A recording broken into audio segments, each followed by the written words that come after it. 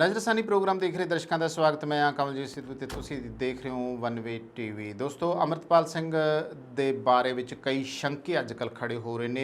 Amritpal Singh Ferrari ਦੀ ਹਾਲਤ ਵਿੱਚ ਹੈ, ਹਜੇ ਤੱਕ ਕੋਈ ਸਥਿਤੀ ਕਲੀਅਰ ਨਹੀਂ ਹੋ ਰਹੀਗੀ। ਵੱਖ-ਵੱਖ ਜਿਹੜੇ ਆ ਮੁੱਦੇ ਫੇਰ ਉੱਭਰ ਰਹੇ ਨੇ ਤੇ ਹੁਣ ਇੱਕ ਅਜਿਹੀ ਹਸਤੀ ਨੇ ਵੀ अमृतपाल ਸਿੰਘ ਦੇ ਮੁੱਦੇ ਨੂੰ ਲੈ ਕੇ ਫਿਰ ਪੰਜਾਬ ਦੀਆਂ ਸਫਾਂ ਦੇ ਵਿੱਚ ਇਹ ਗੱਲ ਛੇੜੀ ਆ। ਉਸ ਦੇ ਬਾਰੇ ਗੱਲ ਕਰਦੇ ਹਾਂ। अमृतपाल ਸਿੰਘ 18 ਮਾਰਚ ਤੋਂ ਬਾਅਦ ਹੁਣ ਅਪ੍ਰੈਲ ਦਾ ਮਹੀਨਾ ਆ ਗਿਆ ਆ, ਉਦੋਂ ਦੀ ਫਰਾਰੀ ਚੱਲਦੀ ਪਈ ਆ। ਕਦੇ ਕਿਤੇ ਨਜ਼ਰ ਆਉਂਦਾ, ਕਦੇ ਕਿਤੇ ਨਜ਼ਰ ਆਉਂਦਾ, ਕਦੇ ਭੱਜਦਾ, ਕਦੇ ਕਿਸੇ ਗੱਡੀ ਤੇ ਚੜ੍ਹ ਕੇ ਜਾ ਰਿਹਾ, ਕਦੇ ਕਿਸੇ ਰੇੜੇ ਤੇ ਚੜ੍ਹ ਕੇ ਜਾ ਰਿਹਾ, ਕਦੇ ਛਤਰੀ ਲੈ ਕੇ ਜਾ ਰਿਹਾ, ਕਦੇ ਉਹ ਜਿਹੜੇ ਆ ਕੋਲਡ ਡਰਿੰਕ ਪੀਂਦਾ ਨਜ਼ਰ ਆ ਰਿਹਾ ਆ। ਸ਼ੰਕੇ ਬੜੇ ਖੜੇ ਹੋਏ ਆ।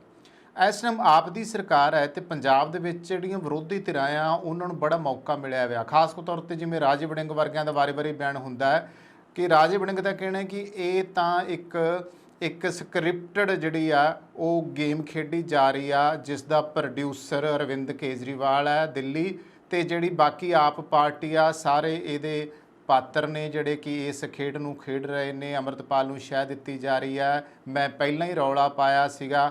ਹੋਰ ਵੀ ਕਈ ਜਿਹੜੇ ਵਿਰੋਧੀ ਪਾਰਟੀਆਂ ਦੇ ਆਗੂ ਜੋ ਨੇ ਉਹ ਵਾਰ-ਵਾਰ अमृतपाल ਸਿੰਘ ਦੇ ਮਾਮਲੇ 'ਚ ਬੋਲ ਰਿਹਾ। ਤੇ ਅਸੀਂ ਕੌਮੀ ਮੀਡੀਆ ਦੀ ਤਾਂ ਪਹਿਲਾਂ ਹੀ ਗੱਲ ਕਰਦੇ ਹੁੰਦੇ ਕਿ ਕੌਮੀ ਮੀਡੀਆ ਨੂੰ ਤਾਂ ਕੋਈ ਮੁੱਦਾ ਚਾਹੀਦਾ ਆ। ਗੱਲ ਭਾਵੇਂ ਕੁਛ ਵੀ ਨਾ ਹੋਵੇ, ਮਰੀ ਭਾਵੇਂ ਕੀੜੀ ਵੀ ਹੋਵੇ, ਤਾਂ ਉਹਨਾਂ ਨੇ ਹਾਥੀ ਬਣਾ ਹੀ ਦੇਣਾ ਹੁੰਦਾ ਆ। ਇਹ ਕੌਮੀ ਮੀਡੀਆ ਦਾ ਜਿਹੜਾ ਆ ਇੱਕ ਪ੍ਰਾਪੇਗੰਡਾ ਇੰਨਾ ਕੁ ਜ਼ਿਆਦਾ ਆ। ਵਾਰ-ਵਾਰ ਸਵਾਲ ਹੁੰਦਾ ਆ ਬਈ ਆਖਰ ਸਿੱਖ ਕੌਮ ਨੇ ਐਡਾ ਕੀ ਗੁਨਾਹ ਕਰ ਦਿੱਤਾ ਆ ਕਿ ਤੁਸੀਂ ਜੇ ਕੋਈ ਇੱਕ ਜਣਾ ਘਰ ਦੇ ਵਿੱਚੋਂ ਇੱਕ ਟੱਬਰ ਆ ਉਹਦੇ ਵਿੱਚੋਂ ਇੱਕ ਜਣਾ ਮਾੜਾ ਨਿਕਲ ਆਵੇ ਤਾਂ ਤੁਸੀਂ ਸਾਰੇ ਟੱਬਰ ਨੂੰ ਕਿਉਂ ਦੋਸ਼ੀ ਬਣਾਉਣੇ ਪਏ ਹੋ? ਇਹਨਾਂ ਲਾਣਤੀਆਂ ਨੂੰ ਹਜੇ ਤੱਕ ਇਹ ਨਹੀਂ ਪਤਾ ਲੱਗਿਆ ਕੌਮੀ ਮੀਡੀਆ ਵਾਲਿਆਂ ਨੂੰ। ਇਹਨਾਂ ਨੂੰ ਕੋਈ ਵੀ ਪੁੱਛਣ ਵਾਲਾ ਨਹੀਂ ਹੈਗਾ, ਕੋਈ ਸਰਕਾਰ ਪੁੱਛਣ ਵਾਲੀ ਨਹੀਂ, ਕੋਈ ਕਾਨੂੰਨ ਪੁੱਛਣ ਵਾਲਾ ਨਹੀਂਗਾ ਵੀ ਇਹਦੀਆਂ ਬੇਹਯਾਈਆਂ ਜਿਹੜੀਆਂ ਆ ਉਹ ਤੁਸੀਂ ਕਿਉਂ ਕਰਨੀਆਂ ਸ਼ੁਰੂ ਕਰ ਦਿੱਤੀਆਂ। ਸਿਰਫ ਇੱਕ ਅੰਮ੍ਰਿਤਪਾਲ ਦੇ ਮੁੱਦੇ ਕਰਕੇ ਤੁਸੀਂ ਫਿਰ ਪੰਜਾਬ ਨੂੰ ਐਡਾ ਕੁ ਬੱਦੂ ਕਰ ਦਿੱਤਾ, ਤੁਸੀਂ ਸਿੱਖਾਂ ਨੂੰ ਇੰਨਾ ਕੁ ਬੱਦੂ ਕਰ ਦਿੱਤਾ ਆ। ਬੜੀ ਹੈਰਾਨੀ ਹੈ ਇਸ ਗੱਲ ਦੇ ਉੱਤੇ। ਪਰ ਇੱਥੇ ਮੈਂ ਜਿਹੜੀ ਗੱਲ ਤੁਹਾਡੇ ਨਾਲ ਅੱਜ ਕਰਨ ਜਾ ਰਿਹਾ ਆ ਉਹ ਵੇਲਾ ਜਿਹਨੂੰ ਪੰਜਾਬ ਦਾ ਕਾਲਾ ਦੌਰ ਕਿਹਾ ਜਾਂਦਾ ਆ, ਜਦੋਂ ਧਰਮ ਯੁੱਧ ਮੋਰਚਾ ਲੱਗਿਆ ਸੀ, ਜਦੋਂ ਸੰਤ ਜਰਨੈਲ ਸਿੰਘ ਭਿੰਡਰਾਂ ਵਾਲੇ ਹੁੰਦੇ ਸਨ, ਉਸ ਜ਼ਮਾਨੇ ਦੇ ਵਿੱਚ ਇੱਕ ਨਾਮ DGP ਰਬੀਰੋ ਦਾ ਵੀ ਆਉਂਦਾ ਸੀਗਾ, ਜੂਲੀਓ ਰਬੀਰੋ ਦਾ ਨਾਮ ਆਉਂਦਾ ਸੀਗਾ। ਤੇ ਉਹ ਵੀ ਜਿਸ ਤਰੀਕੇ KPS ਗਿੱਲ ਜਿਹੜੇ ਆ ਉਹਦੀ ਜਗ੍ਹਾ ਦੇ ਉੱਤੇ ਬਾਅਦ ਵਿੱਚ ਆਉਂਦੇ ਆ, ਰਬੀਰੋ ਪਹਿਲਾਂ ਰਹੇ ਆ। ਰਬੀਰੋ ਨੇ ਵੀ ਬਹੁਤ ਸਾਰਾ ਕੁਛ ਕੀਤਾ ਸੀ ਉਸ ਦੌਰ ਦੇ ਵਿੱਚ। ਉਹਦੀਆਂ ਵੀ ਜਿਹੜੀਆਂ ਆ ਖਬਰਾਂ ਕਾਫੀ ਚਰਚਾ ਦੇ ਵਿੱਚ ਰਹਿੰਦੀਆਂ ਸੀਗੀਆਂ। ਇਹ ਜਦੋਂ ਰਿਟਾਇਰ ਹੋ ਜਾਂਦੇ ਆ ਵੱਡੇ ਪੁਲਿਸ ਅਧਿਕਾਰੀ, ਵੱਡੇ ਅਹੁਦਿਆਂ 'ਤੇ ਬਹਿਣ ਵਾਲੇ, ਫਿਰ ਕਈ ਵਾਰੀ ਆਪਣੀਆਂ ਯਾਦਾਂ ਲਿਖਦੇ ਆ। 84 ਦੇ ਵਿੱਚ ਦਰਬਾਰ ਸਾਹਿਬ ਦੇ ਉੱਤੇ ਅਟੈਕ ਕਰਨ ਵਾਲਾ ਜਿਹੜਾ ਕੁਲਦੀਪ ਸਿੰਘ ਬਰਾੜ ਹੈ ਉਹ ਆਪਣੀਆਂ ਯਾਦਾਂ ਲਿਖਦਾ ਆ। ਉਸ ਤੋਂ ਬਾਅਦ ਅਸੀਂ ਦੇਖਿਆ ਕਿ ਹੋਰਾਂ ਨੇ ਯਾਦਾਂ ਲਿਖੀਆਂ, ਮਾਰਕ ਟੱਲੀ ਵਰਗੇ ਪੱਤਰਕਾਰਾਂ ਨੇ ਯਾਦਾਂ ਲਿਖੀਆਂ। ਰਬੀਰੋ ਨੇ ਵੀ ਹੁਣ ਜਿਹੜੀ ਆ ਆਪਣੀਆਂ ਪੁਰਾਣੀਆਂ ਯਾਦਾਂ ਨੂੰ ਕੁਰੇਦਦਿਆਂ ਹੋਇਆਂ ਅੰਮ੍ਰਿਤਪਾਲ ਸਿੰਘ ਦੇ ਉੱਤੇ ਨਿਸ਼ਾਨਾ ਰੱਖਿਆ ਆ। ਰਬੀਰੋ ਦਾ ਕੀ ਕਹਿਣਾ ਆ ਕਿ ਅੰਮ੍ਰਿਤਪਾਲ ਸਿੰਘ ਦੀ ਜਿਹੜੀ ਫਰਾਰੀ ਆ ਉਹ ਕਈ ਸ਼ੰਕਿਆਂ ਨੂੰ ਜਨਮ ਦਿੰਦੀ ਆ, ਕਿਉਂਕਿ ਦਹਾਕਿਆਂ ਪਹਿਲਾਂ ਪੰਜਾਬ ਜਿਸ ਦੌਰ ਵਿੱਚੋਂ ਲੰਘਿਆ ਉਸ ਨੂੰ ਦੇਖਦੇ ਹੋਏ ਇਸ ਸੰਭਾਵਿਤ ਅੱਤਵਾਦੀ ਦਾ ਪਤਾ ਲਗਾਉਣਾ ਅਤਿਅੰਤ ਜ਼ਰੂਰੀ ਆ। ਅੱਤਵਾਦੀ ਅੰਮ੍ਰਿਤਪਾਲ ਨੂੰ ਕਹਿ ਕੇ ਰਬੀਰੋ ਸੰਬੋਧਨ ਕਰ ਰਿਹਾ ਆ। ਪੰਜਾਬ ਵਿੱਚ ਖੁਦ ਨੂੰ ਖਾਲਿਸਤਾਨੀ ਨਾਇਕ ਵਜੋਂ ਪੇਸ਼ ਕਰਨ ਵਾਲਾ ਅੰਮ੍ਰਿਤਪਾਲ ਸਿੰਘ ਫਰਾਰ ਹੈ। ਆਪਾਂ ਜਿਹੜੀ ਗੱਲ ਕਰਾਂਗੇ ਉਹ ਸਾਰੀ ਰਬੀਰੋ ਦੇ ਹਵਾਲੇ ਨਾਲ ਹੀ ਕਰਾਂਗੇ ਔਰ ਵਿੱਚ ਨੁਕਤੇ ਆਪਣੇ ਜਿਹੜੇ ਆ ਉਹ ਦੱਸੀ ਜਾਵਾਂਗੇ ਵੀ ਕਿੱਥੇ ਕਿੱਥੇ ਹੋਰ ਕੀ ਹੋਇਆ ਆ। ਤਾਂ ਅਜੇ ਤੱਕ ਪੰਜਾਬ ਪੁਲਿਸ ਉਸ ਨੂੰ ਲੱਭ ਨਹੀਂ ਸਕੀ। ਅੰਮ੍ਰਿਤਪਾਲ ਬਹੁਤ ਤੇਜ਼ ਹੈ ਅਤੇ ਬਹੁਤ ਆਸਾਨੀ ਨਾਲ ਪੁਲਿਸ ਨਾਲ ਲੁਕਣ ਮੀਟੀ ਖੇਡ ਸਕਦਾ ਆ। ਇਸ ਬਾਰੇ ਕੁਝ ਵੀ ਅਸਾਧਾਰਨ ਨਹੀਂ ਹੈ। ਸਾਡੇ ਪੁਲਿਸ ਬਲ ਪਹਿਲਾਂ ਵੀ ਅਜਿਹੇ ਮਸਲਿਆਂ ਵਿੱਚ ਭਗੌੜਿਆਂ ਦਾ ਪਿੱਛਾ ਕਰਦੇ ਰਹੇ ਨੇ। ਦਹਾਕਿਆਂ ਪਹਿਲਾਂ ਪੰਜਾਬ ਜਿਸ ਦੌਰ ਦੇ ਵਿੱਚੋਂ ਲੰਘਿਆ ਆ ਉਸ ਨੂੰ ਦੇਖਦਿਆਂ ਹੋਇਆਂ ਇਸ ਸੰਭਾਵਿਤ ਅੱਤਵਾਦੀ ਦਾ ਪਤਾ ਲਗਾਉਣਾ ਅਤਿਅੰਤ ਜ਼ਰੂਰੀ ਹੈ। ਵੈਸੇ ਅਸੀਂ ਜੇ ਖਾੜਕੂ ਰਹੇ ਆ ਤੇ ਉਹਨਾਂ ਨੂੰ ਖਾੜਕੂ ਸਿੰਘ ਹੀ ਕਿਹਾ, ਅਸੀਂ ਅੱਤਵਾਦੀ ਨਹੀਂ ਕਿਹਾਗਾ। ਦੇਸ਼ ਵਿੱਚ ਤਾਂ ਪਹਿਲਾਂ ਵੀ ਸਿੱਖਾਂ ਨੂੰ ਅੱਤਵਾਦੀ, ਵੱਖਵਾਦੀ, ਖਾਲਿਸਤਾਨੀ ਇੱਦਾਂ ਕਹਿ ਕੇ ਸੰਬੋਧਨ ਕੀਤਾ ਜਾਂਦਾ ਰਿਹਾ। ਅੱਤਵਾਦੀ ਆਤੰਕ ਫੈਲਾਉਣ ਵਾਲਾ ਹੁੰਦਾ ਆ। ਆਪਦੇ ਹੱਕ ਮੰਗਦੇ ਜਿਹੜੇ ਲੋਕ ਆ ਉਹ ਉਹਨਾਂ ਨੂੰ ਅੱਤਵਾਦੀ ਨਹੀਂ ਕਿਹਾ ਜਾਂਦਾਗਾ। ਜਿਹੜੇ ਆਪਣੇ ਹੱਕਾਂ ਦੀ ਖਾਤਰ ਝੰਡੇ ਬੁਲੰਦ ਕਰਦੇ ਉਹਨਾਂ ਨੂੰ ਅੱਤਵਾਦੀ ਨਹੀਂ ਕਿਹਾ ਜਾਂਦਾ। ਇਸ ਦੇ ਵਿੱਚ ਤਾਂ ਕੋਈ ਦੋ ਰਾਏ ਨਹੀਂ ਹੈਗੀ। ਪਰ ਹੁਣ ਜਿਸ ਤਰੀਕੇ ਦਾ ਉਸ ਵੇਲੇ ਜਿਹੜੇ ਮੰਗ ਕਰਦੇ ਸੀ ਅਨੰਦਪੁਰ ਸਾਹਿਬ ਦੇ ਮਤੇ ਅਨੁਸਾਰ, ਜਿਹੜੇ ਧਰਮ ਯੁੱਧ ਮੋਰਚੇ ਵਿੱਚ ਸੀਗੇ, ਉਹਨਾਂ ਨੂੰ ਵੀ ਉਸ ਵੇਲੇ ਦੀ ਲੌਬੀ ਨੇ ਇਸ ਤਰੀਕੇ ਨਾਲ ਬਦਨਾਮ ਕੀਤਾ। ਇੱਥੇ ਵੀ ਹੁਣ ਅੱਜ ਜਿਹੜੀ ਗੱਲ ਕਰਦੇ ਆ ਕਿ ਜਦੋਂ ਮੁੱਦਾ ਚਾਹੇ ਕੌਮੀ ਮੀਡੀਆ ਨੂੰ ਥਿਆ ਜਾਵੇ, ਚਾਹੇ ਵਿਰੋਧੀ ਧਿਰਾਂ ਨੂੰ, ਵਿਰੋਧੀ ਪਾਰਟੀਆਂ ਨੂੰ, ਸਿੱਖ ਵਿਰੋਧੀਆਂ ਨੂੰ ਥਿਆ ਜਾਵੇ, ਤੇ ਉਹ ਹਮੇਸ਼ਾ ਸਿੱਖਾਂ ਨੂੰ ਇੱਕੋ ਹੀ ਟਾਰਗੇਟ ਕਰਦੇ ਆ ਕਿ ਤੁਸੀਂ ਅੱਤਵਾਦੀ ਹੋ, ਤੁਸੀਂ ਅੱਤਵਾਦੀ ਹੋ। ਬਈ ਵਾਕਈ ਅੱਤਵਾਦੀ ਆ ਜਿਹੜੇ ਤੁਹਾਡੇ ਵਾਸਤੇ ਲੰਗਰ ਲਾ ਲੈਂਦੇ ਆ, ਵਾਕਈ ਅੱਤਵਾਦੀ ਆ ਜਿਹੜੇ ਤੁਹਾਡੀਆਂ ਮਾੜੀਆਂ ਭੀੜਾਂ, ਔਂਕੜਾਂ, ਸੰਕਟਾਂ, ਜੋ ਹੋਰ ਇਸ ਤਰ੍ਹਾਂ ਦੀਆਂ ਮੁਸੀਬਤਾਂ ਆਉਂਦੀਆਂ ਉਸ ਸਮੇਂ ਤੁਹਾਡੇ ਲਈ ਆ ਕੇ ਖੜ ਜਾਂਦੇ ਆ, ਮਦਦ ਭੇਜ ਦਿੰਦੇ ਆ, ਤੁਹਾਨੂੰ ਖਾਣ ਪੀਣ ਤੋਂ ਲੈ ਕੇ, ਰਿਹਾਇਸ਼ ਤੋਂ ਲੈ ਕੇ ਤੇ ਹੋਰ ਮਦਦ ਜਿਹੜੀ ਦੇ ਦਿੰਦੇ ਆ। ਵਾਕਈ ਅੱਤਵਾਦੀ ਆ। ਵਾਹਿਗੁਰੂ ਨੇ ਪੈਦਾ ਹੀ ਇਸ ਤਰੀਕੇ ਕੀਤੀ ਇਹ ਸਿੱਖ ਕੌਮ ਕਿ ਵਾਕਈ ਇਹ ਅੱਤਵਾਦੀ ਆ। ਜੇ ਅੱਤਵਾਦੀ ਜਾਂ ਵੱਖਵਾਦੀ ਨਾ ਹੁੰਦੇ ਤਾਂ ਸ਼ਾਇਦ ਮੈਨੂੰ ਲੱਗਦਾ ਕਿ ਜਿਸ ਤਰੀਕੇ ਦੀਆਂ ਇਹ ਗੱਲਾਂ ਕੌਮੀ ਮੀਡੀਆ ਜਾਂ ਵਿਰੋਧੀ ਕਰਦੇ ਆ ਇਹ ਸੰਬੋਧਨ ਕਰਕੇ, ਤਾਂ ਫਿਰ ਵੀ ਇਹ ਸਿੱਖਾਂ ਦੀ ਬਹੁਤ ਵੱਡੀ ਭਲੇ ਮਾਨਸੀ ਹੈ, ਸਿੱਖਾਂ ਦੀ ਬਹੁਤ ਵੱਡੀ ਦਿਆਂਤਦਾਰੀ ਹੈ ਕਿ ਉਹ ਇਹਨਾਂ ਗੱਲਾਂ ਦੀ ਪਰਵਾਹ ਨਹੀਂ ਕਰਦੀ ਕੌਮ, ਉਹ ਫਿਰ ਵੀ ਖੜ ਜਾਂਦੀ ਆ। ਉਹਨਾਂ ਦੇ ਮਨਾਂ ਦੇ ਵਿੱਚ ਹਿੰਦੂ ਸਿੱਖਾਂ ਦੇ ਨਾਲ ਜਿਹੜੇ ਮੋਹ ਮੁਹੱਬਤਾਂ ਦੇ ਰਲੇਵਿਆਂ ਦੀ ਗੱਲ ਵੀ ਹੈ ਉਹ ਕਦੇ ਵੀ ਨਹੀਂ ਕਰਦੇਗੇ। ਪੰਜਾਬ ਦੇ ਵਿੱਚ ਤਾਂ ਹੁਣ ਸਥਿਤੀ ਅਜਿਹੀ ਹੈ ਕਿ ਪੰਜਾਬ ਦੇ ਵਿੱਚ ਸਦੀਆਂ ਤੋਂ ਜਿਹੜਾ ਹਿੰਦੂ ਸਿੱਖ ਭਾਈਚਾਰਾ ਹੈ ਉਹ ਇਕੱਠਾ ਰਹਿੰਦਾ ਆ ਰਿਹਾ, ਪਰ ਬਦਨਾਮ ਕਰਨ ਵਾਲਿਆਂ ਨੇ, ਖੌਰੂ ਪਾਉਣ ਵਾਲਿਆਂ ਨੇ ਇਸ ਨੂੰ ਤਾਕਤ ਉੱਤੇ ਰੱਖ ਕੇ ਜੋ ਵਾਹਿਯਾਤ ਬਕਵਾਸ ਕੀਤੀ ਆ ਉਹ ਸਾਡੇ ਸਾਹਮਣੇ ਆਉਂਦੀ ਆ। ਇੱਥੇ ਇਹ ਗੱਲ ਕੀਤੀ ਜਾ ਰਹੀ ਹੈ ਕਿ ਅਜਿਹੇ ਅੱਤਵਾਦੀ ਦਾ, ਜਿਵੇਂ ਮੈਂ ਪਹਿਲਾਂ ਗੱਲ ਕਰ ਰਿਹਾ ਸੀਗਾ, ਕਿ ਉਹਦਾ ਪਤਾ ਲਗਾਉਣਾ ਅਤਿਅੰਤ ਜ਼ਰੂਰੀ ਆ। ਇੱਕ ਰਿਪੋਰਟ ਵਿੱਚ ਸੰਕੇਤ ਦਿੱਤਾ ਗਿਆ ਹੈ ਕਿ ਉਹ ਨੇਪਾਲ ਪਹੁੰਚ ਗਿਆ ਆ। ਤਾਜ਼ਾ ਗੱਲ ਇਹ ਹੈ ਕਿ ਉਹ ਭੇਸ ਬਦਲ ਕੇ ਦਿੱਲੀ ਵਿੱਚ ਹੈ। ਔਰ ਇੱਥੇ ਆਪਾਂ ਗੱਲ ਕਰ ਦਿੰਦੇ ਹਾਂ ਇੱਕ ਅੰਗਰੇਜ਼ੀ ਕਿਤਾਬ ਦੇ ਹਵਾਲੇ ਦੇ ਨਾਲ। ਬੇਰਨੇਸ ਓਰਸੀ ਦਾ ਸਕਾਰਲੈਟ ਪਿਪਰ ਨੇਲ ਨਾਂ ਦਾ ਇੱਕ ਨਾਵਲ ਹੈ, ਉਹਦੇ ਵਿੱਚ ਇੱਕ ਗੱਲ ਲਿਖੀ ਹੈ ਕਿ ਉਹ ਉਸ ਨੂੰ ਇੱਥੇ ਲੱਭਦੇ ਨੇ, ਉਹ ਉਸ ਨੂੰ ਉੱਥੇ ਲੱਭਦੇ ਨੇ। ਪੰਜਾਬ ਪੁਲਿਸ ਉਸ ਨੂੰ ਹਰ ਥਾਂ ਲੱਭਦੀ ਹੈ। ਇਹ ਸਥਿਤੀ ਹੈ ਕਿ ਉਹ ਸਵਰਗ ਵਿੱਚ ਹੈ, ਸਵਾਲ ਖੜਾ ਕੀਤਾ ਆ, ਜਾਂ ਕਿ ਉਹ ਨਰਕ ਵਿੱਚ ਹੈ। ਪੰਜਾਬ ਅਤੇ ਹਰਿਆਣਾ ਹਾਈ ਕੋਰਟ ਇਹ ਜਾਣਨਾ ਚਾਹੁੰਦੀ ਹੈ ਕਿ ਅੰਮ੍ਰਿਤਪਾਲ ਨੇ 80,000 ਪੁਲਿਸ ਮੁਲਾਜ਼ਮਾਂ ਵਾਲੀ ਫੋਰਸ ਨੂੰ ਕਿਵੇਂ ਚਕਮਾ ਦੇ ਦਿੱਤਾ। ਅਦਾਲਤ ਨੂੰ ਉਸ ਦੀ ਸਖਤ ਟਿੱਪਣੀ ਲਈ ਦੋਸ਼ੀ ਨਹੀਂ ਠਹਿਰਾਇਆ ਜਾ ਸਕਦਾ। ਤੱਥ ਇਹ ਹੈ ਕਿ 80,000 ਦਾ ਅੰਕੜਾ ਬਲ ਦੀ ਪ੍ਰਮਾਣਿਤ ਤਾਕਤ ਨੂੰ ਦਰਸਾਉਂਦਾ ਆ ਵੀ ਇੰਨੀ ਤਾਕਤ ਸੀਗੀ। ਔਰ ਇੱਥੇ ਤਾਂ ਹੁਣ ਵਿਰੋਧੀ ਪਾਰਟੀਆਂ ਕਹਿੰਦੀਆਂ ਹੈ ਕਿ ਇਹ ਗੇਮ ਜਿਹੜੀ ਆ ਕੇਂਦਰ ਤੇ ਭਗਵੰਤ ਮਾਨ ਸਰਕਾਰ ਨੇ ਰਲ ਕੇ ਖੇਡੀ ਹੈ, ਤੇ ਜਿਹੜੀਆਂ ਬਾਹਰੋਂ ਜਿਹੜੀ ਫੋਰਸ ਮੰਗਾਈ ਗਈ ਹੈ, ਜਿਹੜੇ ਸੁਰੱਖਿਆ ਕਰਮਚਾਰੀ ਜਿਹੜੇ ਆ ਉਹ ਲਾਏ ਗਏ ਆ। ਹਾਲਾਂਕਿ ਇੱਥੇ ਮੈਂ ਬਾਜਵੇ ਹੋਣ ਦੀ ਗੱਲ ਕਰਦਾ ਆ, ਪ੍ਰਤਾਪ ਸਿੰਘ ਬਾਜਵਾ ਹੋਣੀ, ਉਹਨਾਂ ਨੇ ਵੀ ਪਟਿਆਲੇ ਦੇ ਵਿੱਚ ਕੱਲ੍ਹ ਜਦੋਂ ਧਰਨਾ ਸੀਗਾ ਉੱਥੇ ਵੀ ਇਹ ਗੱਲ ਚੁੱਕੀ ਸੀਗੀ ਕਿ ਦੇਖੋ ਪੰਜਾਬੀਆਂ ਦੀਆਂ ਜੇਬਾਂ ਦੇ ਉੱਤੇ ਬੋਝ ਪੈ ਰਿਹਾ, ਜਿਹੜੀਆਂ ਫੋਰਸਾਂ ਮੰਗਾਈ ਬੈਠਾ ਭਗਵੰਤ ਮਾਨ, ਇਹਦਾ ਕਰੋੜਾਂ ਰੁਪਏ ਦਾ ਬੋਝ ਜਿਹੜਾ ਆ ਉਹ ਪੰਜਾਬ ਦੇ ਉੱਤੇ ਪੈ ਰਿਹਾ, ਪੰਜਾਬ ਦੇ ਲੋਕਾਂ ਦੇ ਉੱਤੇ ਪੈ ਰਿਹਾ ਆ। ਇੱਦਾਂ ਦੀਆਂ ਗੱਲਾਂ ਕੀਤੀਆਂ ਜਾ ਰਹੀਆਂ। ਕਿਉਂ ਬੁਲਾਈ ਆ? ਇੱਥੇ ਹੈਰਾਨੀ ਇੱਕ ਗੱਲ ਦੀ ਹੈ ਕਿ ਜਿਵੇਂ ਰਬੀਰੋ ਹੁਣਾਂ ਨੇ ਇਹ ਮੁੱਦਾ ਚੁੱਕਿਆ ਕਿ 80,000 ਦੀ ਨਫਰੀ ਹੋਵੇ ਪੰਜਾਬ ਪੁਲਿਸ ਦੀ, ਫਿਰ ਵੀ ਅੰਮ੍ਰਿਤਪਾਲ ਜਿਹੜਾ ਆ ਜਿਹਦੇ ਵਾਸਤੇ ਲਗਾਤਾਰ ਮੁਸਤੈਦੀ ਵਿਖਾ ਰਹੀ ਸੀ ਪੁਲਿਸ, ਫਿਰ ਕਿਵੇਂ ਉਹ ਫਰਾਰ ਹੋ ਜਾਂਦਾ। ਇਹੀ ਚੀਜ਼ਾਂ ਸ਼ੰਕੇ ਖੜੇ ਕਰਦੀਆਂ ਆ। ਦੂਸਰੇ ਪਾਸੇ ਜਦੋਂ ਏਜੰਸੀਆਂ ਦੇ ਜਿਹੜੇ ਸੀਗੇ ਬੰਦੇ ਉਹ ਵੀ ਇਸੇ ਪੱਖ ਦੇ ਵਿੱਚ ਸੀਗੇ ਕਿ ਉਹ ਆ ਕੇ ਅੰਮ੍ਰਿਤਪਾਲ ਦੀ ਭਾਲ ਵਿੱਚ ਲੱਗਣ, ਫਿਰ ਜਿਹੜੀਆਂ ਉੱਥੋਂ ਫੋਰਸਾਂ ਮੰਗਾਈਆਂ ਉਹਨਾਂ ਨੇ ਰਲ ਮਿਲ ਕੇ ਇਸ ਮਿਸ਼ਨ ਨੂੰ ਗਾਂਹ ਤੋਰਿਆ ਸੀ, ਪਰ ਫਿਰ ਵੀ ਇਹ ਮਿਸ਼ਨ ਫੇਲ ਹੋਇਆ, ਅੰਮ੍ਰਿਤਪਾਲ ਨੂੰ ਗ੍ਰਿਫਤਾਰ ਨਹੀਂ ਹੋ ਸਕਿਆ। ਇਸ ਕਰਕੇ ਇਹ ਜਿਹੜੇ ਸ਼ੰਕੇ ਆ ਇਹਨਾਂ ਦੇ ਉੱਤੇ ਗੱਲ ਕੀਤੀ ਜਾ ਰਹੀ ਆ। ਮੌਤ ਜਾਂ ਸੇਵਾ ਮੁਕਤੀ ਜਾਂ ਹੋਰ ਕਾਰਕਾਂ ਕਰਕੇ ਖਾਲੀ ਅਸਾਮੀਆਂ ਦੀ ਗਿਣਤੀ ਜੇ ਵੱਧ ਨਹੀਂ ਤਾਂ 5% ਘਟ ਜਾਂਦੀ ਹੈ। ਪੁਲਿਸ ਵਾਲਿਆਂ ਦੀ ਗੱਲ ਹੋ ਰਹੀ ਹੈ, ਉਹ ਕਹਿ ਰਹੇ ਆ ਕਿ ਇਸ ਤੋਂ ਇਲਾਵਾ ਕੁਝ ਛੁੱਟੀ 'ਤੇ ਨੇ ਤੇ ਇਹਨਾਂ ਦੀ ਗਿਣਤੀ ਜ਼ਿਆਦਾ ਆ। ਕਈਆਂ ਨੂੰ VIP ਸੁਰੱਖਿਆ, ਕਈ ਸਰਕਾਰੀ ਦਫ਼ਤਰਾਂ 'ਚ ਆ, ਮੰਤਰੀਆਂ ਦੇ ਨਾਲ ਲੱਗਿਆ, ਸੀਨੀਅਰ ਅਧਿਕਾਰੀਆਂ ਦੀ ਸੁਰੱਖਿਆ 'ਚ ਤੈਨਾਤ ਕੀਤੇ ਗਏ ਆ। ਇਹਨਾਂ ਵਿੱਚੋਂ ਜ਼ਿਆਦਾਤਰ ਡਿਊਟੀਆਂ ਪੁਲਿਸ ਵਿੱਚੋਂ ਹੀ ਲਗਾਈਆਂ ਜਾਂਦੀਆਂ ਨੇ ਕਿਉਂਕਿ ਉਹਨਾਂ ਦੀ ਤਾਇਨਾਤੀ ਲਈ ਕੋਈ ਅਧਿਕਾਰਤ ਪਾਬੰਦੀਆਂ ਨਹੀਂ ਹਨ। ਸਰਕਾਰ ਦੇ ਉੱਤੇ ਦਬਾਅ ਪਾਇਆ ਜਾਂਦਾ ਆ।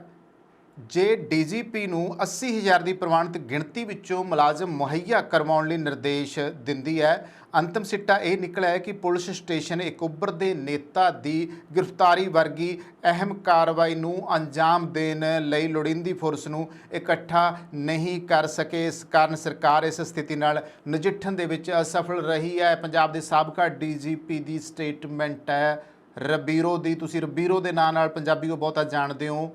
ਤਾਂ ਇਹ ਉਹਦੀ ਸਟੇਟਮੈਂਟ ਹੈ। ਇਸ ਤੋਂ ਪਹਿਲਾਂ ਕਿ ਬਹੁਤ ਦੇਰ ਹੋ ਜਾਵੇ, ਸਾਨੂੰ ਸੂਬਾ ਸਰਕਾਰ ਨੂੰ ਕਾਰਵਾਈ ਕਰਨ ਲਈ ਪ੍ਰੇਰਿਤ ਕਰਨ ਲਈ ਗ੍ਰਹਿ ਮੰਤਰਾਲੇ ਦੀ ਤਾਰੀਫ ਕਰਨੀ ਚਾਹੀਦੀ ਹੈ।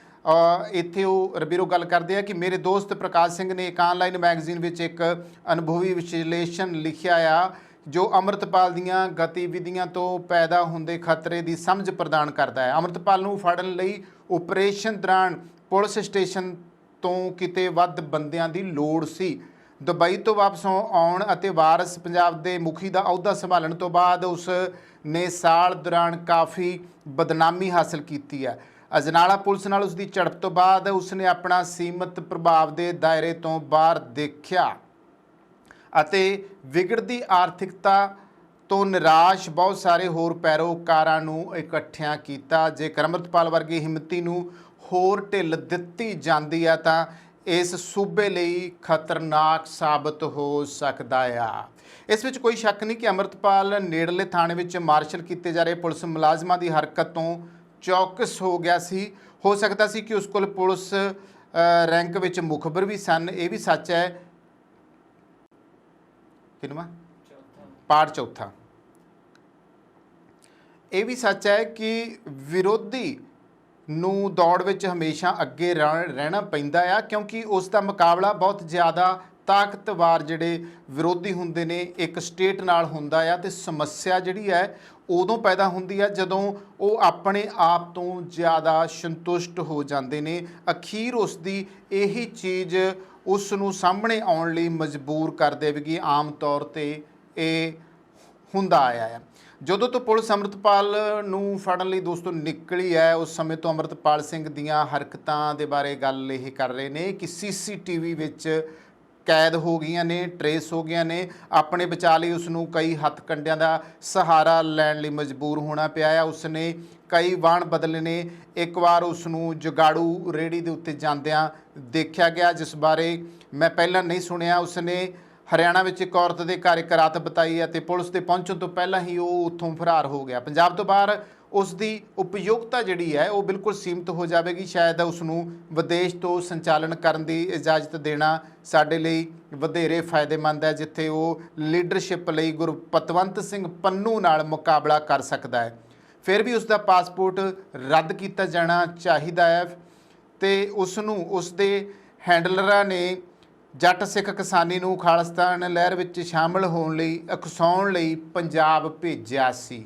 ਇਹ ਗੱਲ ਕੀਤੀ ਉਹਨੇ। ਖਾਸ ਨੁਕਤਾ ਨੋਟ ਕਰਿਓ ਕਿ ਉਸ ਨੂੰ ਯਾਨੀ ਕਿ ਅੰਮ੍ਰਿਤਪਾਲ ਨੂੰ ਉਸ ਦੇ ਹੈਂਡਲਰਾਂ ਨੇ ਯਾਨੀ ਕਿ ਜਿਹੜੇ ਉਹਨੂੰ ਚਲਾ ਰਹੇ ਆ ਨੇ ਜੱਟ ਸਿੱਖ ਕਿਸਾਨੀ ਨੂੰ ਖਾਲਿਸਤਾਨ ਲਹਿਰ ਵਿੱਚ ਸ਼ਾਮਲ ਹੋਣ ਲਈ ਉਕਸਾਉਣ ਲਈ ਪੰਜਾਬ ਭੇਜਿਆ ਸੀ। ਇਹ ਲਹਿਰ ਕੈਨੇਡਾ, ਅਮਰੀਕਾ, ਆਸਟ੍ਰੇਲੀਆ ਤੇ UK ਵਿੱਚ ਰਹਿ ਰਹੇ ਪੰਜਾਬੀਆਂ ਤੱਕ ਸੀਮਿਤ ਹੈ। ਬਾਹਰਲੇ ਦੇਸ਼ਾਂ 'ਚ ਜਿਹੜੇ ਖਾਲਿਸਤਾਨ ਦੀ ਮੰਗ ਕਰਦੇ ਆ ਉਹਨਾਂ ਦੇ ਉੱਤੇ ਉਂਗਲ ਚੱਕੀ ਜਾ ਰਹੀ ਆ ਔਰ ਜਿਹੜੇ ਹੈਂਡਲਰ ਜਿਹੜੇ ਅੰਮ੍ਰਿਤਪਾਲ ਨੂੰ ਸੰਚਾਲਨ ਕਰ ਰਹੇ ਆ ਉਹਨਾਂ ਦੇ ਬਾਰੇ ਗੱਲ ਕੀਤੀ ਜਾ ਰਹੀ ਆ। ਪੰਜਾਬ ਅੰਦਰ ਇਸ ਨੂੰ ਬਹੁਤ ਘੱਟ ਸਮਰਥਨ ਪ੍ਰਾਪਤ ਹੈ। ਪੰਜਾਬ ਵਿੱਚ ਸਿੱਖਾਂ ਨੂੰ ਸਾਰੀਆਂ ਸਿਆਸੀ ਪਾਰਟੀਆਂ ਵੱਲੋਂ ਲੁਭਾਇਆ ਜਾ ਰਿਹਾ ਹੈ ਕਿਉਂਕਿ ਸਟੇਟ ਵਿੱਚ ਉਹਨਾਂ ਦੀ ਗਿਣਤੀ ਉਹਨਾਂ ਨੂੰ ਸਿਆਸੀ ਗਿਣਤੀਆਂ ਮਿਤੀਆਂ ਵਿੱਚ ਬੇਹੱਦ ਢੁਕਵੀਆਂ ਬਣਾਉਂਦੀ ਹੈ। ਪੰਜਾਬ ਨੇ ਅੱਤਵਾਦ ਦਾ ਦੌਰ ਹੰਡਾਇਆ ਤੇ ਬਹੁਤ ਨੁਕਸਾਨ ਝੱਲਿਆ। ਇਹ ਸ਼ੱਕ ਹੈ ਕਿ ਲੋਕ ਫਿਰ ਤੋਂ ਇੱਕ ਅਜਿਹੇ ਲਹਿਰ ਵਿੱਚ ਸ਼ਾਮਲ ਹੋਣਾ ਚਾਹੁੰਣਗੇ ਜਿਸ ਨੂੰ ਸਿਰਫ ਤਬਾਹੀ ਦੇ ਰੂਪ ਵਿੱਚ ਬਿਆਨ ਕੀਤਾ ਜਾ ਸਕਦਾ ਹੈ। ਪੂਰੀ ਦੁਨੀਆ ਵਿੱਚ ਕੋਈ ਵੀ ਅੱਤਵਾਦੀ ਲਹਿਰ ਕਾਮਯਾਬ ਨਹੀਂ ਹੋਈ। ਬੇਰੁਜ਼ਗਾਰੀ ਅਤੇ ਵਿਗੜਦੀ ਆਰਥਿਕਤਾ ਤੋਂ ਨਿਰਾਸ਼ ਬਹੁਤ ਸਾਰੇ ਨੌਜਵਾਨ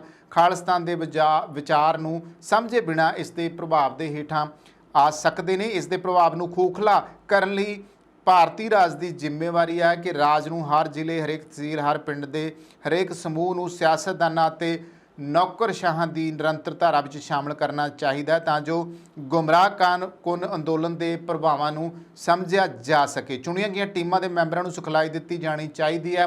ਇਸ ਬਾਰੇ ਜਾਣਕਾਰੀ ਦਿੱਤੀ ਜਾਣੀ ਚਾਹੀਦੀ ਹੈ ਤੇ ਲੋਕਾਂ ਖਾਸ ਕਰਕੇ ਜੱਟ ਸਿੱਖ ਕਿਸਾਨਾਂ ਨੂੰ ਜਿੱਤਣ ਲਈ ਉਹਨਾਂ ਨੂੰ ਕੀ ਕਰਨਾ ਚਾਹੀਦਾ ਹੈ। ਇਸ ਮੁੱਦੇ ਤੇ ਸਰਕਾਰ ਦੀ ਵਿਚਾਰਧਾਰਾ ਨਾਲ ਸਹਿਮਤੀ ਰੱਖਣ ਵਾਲੇ ਵਿਅਕਤੀਆਂ ਨੂੰ ਟੀਮ ਵਿੱਚ ਸ਼ਾਮਲ ਕੀਤਾ ਜਾਣਾ ਚਾਹੀਦਾ ਹੈ। ਤਾਂ ਇਹਨਾਂ ਮੈਂਬਰਾਂ ਵਿੱਚ ਉੱਚ ਅਧਿਕਾਰੀਆਂ, ਮੁੱਖ ਮੰਤਰੀ, ਮੁੱਖ ਸਕੱਤਰ ਅਤੇ ਡੀਜੀਪੀ ਦੁਆਰਾ ਸੰਬੰਧਿਤ 2 ਦਿਨਾਂ ਦਾ ਇੱਕ ਦਿਨ ਦੀ ਵਰਕਸ਼ਾਪ ਵਿੱਚ ਸਹੀ ਢੰਗ ਨਾਲ ਜਾਣਕਾਰੀ ਦਿੱਤੀ ਜਾਣੀ ਚਾਹੀਦੀ ਹੈ। ਅੰਮ੍ਰਿਤਪਾਲ ਅਤੇ ਉਸਦੇ ਸਾਥੀਆਂ ਨਾਲ ਦ੍ਰਿੜਤਾ ਅਤੇ ਪ੍ਰਭਾਵਸ਼ਾਲੀ ਢੰਗ ਨਾਲ ਨਜਿੱਠਦੇ ਹੋਏ ਵਾਰਿਸ ਪੰਜਾਬ ਦੇ ਦੁਆਰਾ ਨਿਸ਼ਾਨਾ ਬਣਾਏ ਗਏ ਭਾਈਚਾਰੇ ਦੇ ਦਿਲਾਂ ਅਤੇ ਦਿਮਾਗਾਂ ਨੂੰ ਜਿੱਤਣਾ ਬਹੁਤ ਮਹੱਤਵਪੂਰਨ ਹੈ। ਇੱਕ ਪਾਸੇ ਰਬੀਰੋ ਜੋ ਨੇ ਉਹ ਅੰਮ੍ਰਿਤਪਾਲ ਸਿੰਘ ਦੇ ਬਾਰੇ ਔਰ ਅੱਤਵਾਦ ਦੇ ਸੰਭਾਵਿਤ ਖਤਰਿਆਂ ਦੀ ਗੱਲ ਕਰ ਗਏ ਨੇ, ਦੂਸਰੇ ਪਾਸੇ ਪੰਜਾਬ ਦੇ ਪੱਖ ਦੀ ਵੀ ਗੱਲ ਕਰ ਰਹੇ ਨੇ, ਜੱਟ ਸਿੱਖਾਂ ਦੀ ਗੱਲ ਵੀ ਕਰ ਗਏ ਨੇ। ਨਾਲ ਹੀ ਉਹ ਗੱਲ ਕਰ ਰਹੇ ਆ ਕਿ ਪੰਜਾਬ ਸਰਕਾਰ ਜਿਹੜੀ ਆ ਉਸ ਨੂੰ ਰਲ ਕੇ ਇਹ ਉਪਰਾਲਾ ਕਰਨਾ ਚਾਹੀਦਾ, ਲੋਕਾਂ ਨੂੰ ਇਕੱਠੇ ਕੀਤਾ ਜਾਣਾ ਚਾਹੀਦਾ। ਸਿੱਖਾਂ ਨੂੰ ਜਾਂ ਪੰਜਾਬ ਨੂੰ ਜਿਸ ਤਰੀਕੇ ਬਦਨਾਮ ਕੀਤਾ ਜਾ ਰਿਹਾ ਉਸ ਮੁੱਦੇ ਉੱਤੇ ਵੀ ਉਂਗਲ ਧਰ ਗਏ ਨੇ ਕਿ ਬਦਨਾਮ ਨਾ ਕੀਤਾ ਜਾਵੇ, ਇਸ ਤਰੀਕੇ ਦਾ ਮਾਹੌਲ ਜਿਹੜਾ ਆ ਬਣਾਇਆ ਜਾਵੇ ਤਾਂ ਕਿ ਇੱਜ਼ਤ ਮਾਣ ਵੀ ਟਿਕਿਆ ਰਹੇ। ਪਰ ਇੱਥੇ ਇੱਕ ਗੱਲ ਆਉਂਦੀ ਆ ਕਿ ਇੱਕ ਪਾਸੇ ਜਿੱਥੇ ਦਰਬਾਰ ਸਾਹਿਬ ਦੇ ਆਲੇ ਦੁਆਲੇ ਬਹੁਤ ਫੋਰਸ ਲਾਈ ਗਈ ਹੈ, 84 ਵਾਲੇ ਉੱਥੇ ਮਾਹੌਲ ਨਜ਼ਰ ਆਇਆ ਪਿਛਲੇ ਦਿਨੀ।